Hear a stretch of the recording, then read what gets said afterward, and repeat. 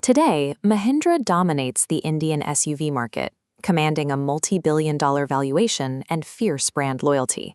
Yet the foundation of this very empire sits on top of a highly expensive graveyard of catastrophic blunders. The design of their Exilo minivan was mocked on arrival.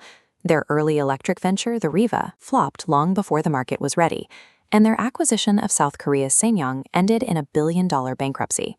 We need to look at whether their hard-won survival instincts are enough to help them enter the high-stakes global electric race. The company didn't start with vehicles at all. In 1945, two brothers, J.C. and K.C. Mahindra, partnered with Malik Ghulam Muhammad to launch a simple steel trading startup called Mahindra and Muhammad. Then, the 1947 partition split the subcontinent. Ghulam Muhammad left for Pakistan, fracturing the young business amid a massive humanitarian and economic crisis. In a newly independent India, the remaining partners reorganized and rebranded. The company was reborn as Mahindra and Mahindra. Surviving that initial national crisis established a precedent for rebuilding from near-total collapse, a resilience they would repeatedly rely on. After independence, the company pivoted. They secured a license to assemble Willys Jeeps in India, cementing a reputation for rugged, go-anywhere machinery that formed their core utility DNA. But their true leverage came from a different sector. They aggressively moved into agricultural equipment, eventually building the highest-selling tractor brand on the planet. This diagram illustrates their internal financial engine. The global tractor market provides a massive, recession-resistant baseline of profit. That stable agricultural cash flow funnels directly into their highly volatile automotive research and development. This structure gives them a massive margin for error. They can afford to take huge automotive risks, absorb the losses from a failed model, and keep operating, a luxury that would bankrupt a traditional, pure-play car company. That margin for error was tested as the company transitioned between two distinct eras of leadership. Under Keshub Mahindra, the company grew into an industrial powerhouse, though his tenure carries the legacy of the Bhopal gas disaster during his time as chairman of Union Carbide India. When his nephew, Anand Mahindra, took control, the strategy shifted. Anand pushed the brand to expand its footprint on a global scale. He recognized that farm equipment and utility vehicles weren't enough. He pushed the company out of its rural stronghold and straight into the competitive consumer passenger car market. The initial results were difficult.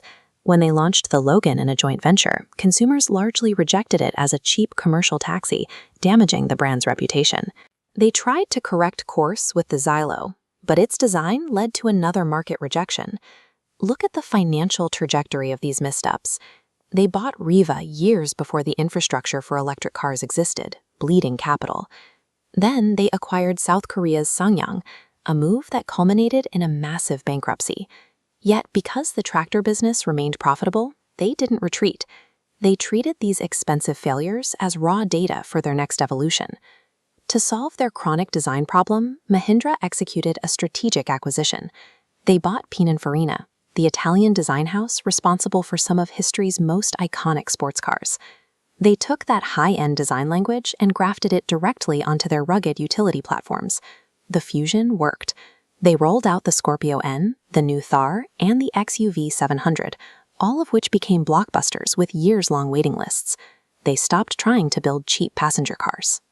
Instead, they began selling premium, aspirational SUVs, shifting the perception of the brand.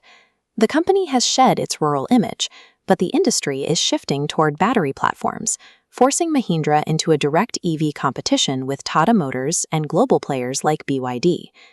As we can see in this schematic, their strategy relies on the scalable Inglo architecture and their Born Electric platform, designed to adapt batteries and motors across multiple chassis sizes.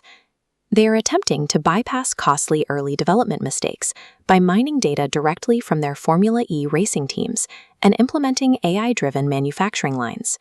This engineering shift will materialize in their upcoming BE6 and XEV9E models, which represent their first major technological leap into the electric space. It's the same playbook they have always used. They wait out the early market chaos, study their competitors' mistakes, and then deploy capital to enter a segment where they have historically struggled.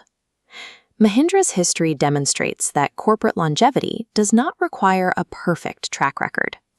Resilience requires building a core business so robust that it allows you to fail, absorb the financial blow, and adapt.